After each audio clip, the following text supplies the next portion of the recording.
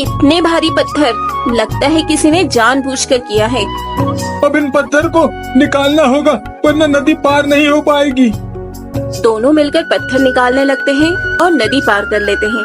ये देखकर विजयराज कहता है, ये तो हर जगह ध्यान रखते हैं, इसके साथ तो कुछ बड़ा ही करना पड़ेगा, तभी इन दोनों की अक्ल ठिकाने आएगी। मुझे भी कुछ दिन इसी तरह गांव में रहना पड़ेगा। तीनों ही गांव में पहुंच जाते हैं और अगले ही दिन राजा के सैनिक आकर गांव में ऐलान करते हैं कि अब से ज्यादा आयकर देना होगा। ये सुनते ही रामू काफी ज्यादा चौंक जाता है और अपने हक के लिए आवाज उठाते हुए कहता है, महाराज का यह फैसला तो बिल्कुल गलत है। हम गरीब किसान ज्यादा आयकर कैसे देंगे? राजा के खिलाफ कोई नहीं जाना चाहता, इसीलिए सभी वहाँ पर चुप रहते हैं और रामू का कोई साथ नहीं देता। सैनिक ये बात जाकर राजा को बता देते हैं। तभी राजा ये सुनकर कहता है, यह कौन है जिसने हमारे आदेश को मानने से मना कर दिया? इसे जल्द ही हमारे सामने पेश किया जाए। थोड़ी ही देर में रामू को महाराज के आगे पेश कर दिया जाता है।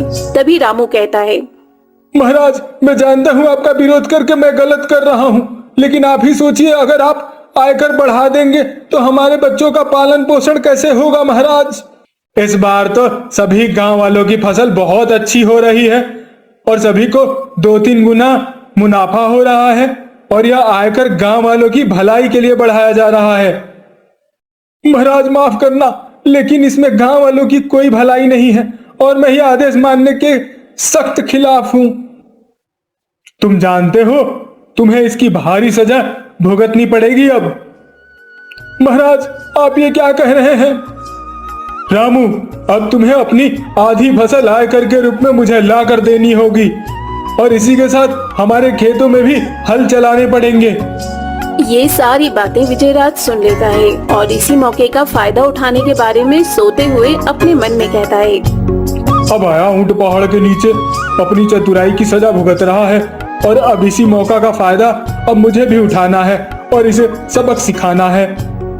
घर पहुंचकर रामू ये सारी बातें कांता को बताता है। ये सुनकर कांता कहती है, अरे भला ये क्या बात है? गांव वाले भी तो डरपोक हैं, किसी का मुंह नहीं खुला। अब देखो, सारी सजा आपको मिल रही है। तुम किसी बात की चिंता मत करो, सब ठीक हो जाएगा और तुम देखना, राजा को हमारे आगे एक दिन झुकना पड़ेगा।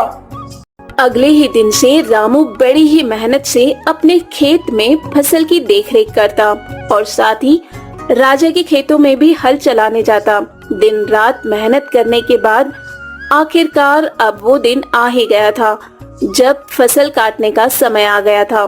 तभी कांता कहती है, इतनी मेहनत करने के बाद अब आधी फसल हमें राजा को देनी पड़ेगी। ये कितना बुरा हुआ हमारे साथ। जो भी होता है अच्छे के लिए होता है, तुम देखना, इसमें भी हमारा कुछ ना कुछ भला ही छुपा होगा। इसके बाद दोनों अपने घर चले जाते हैं और आराम से सो जाते हैं।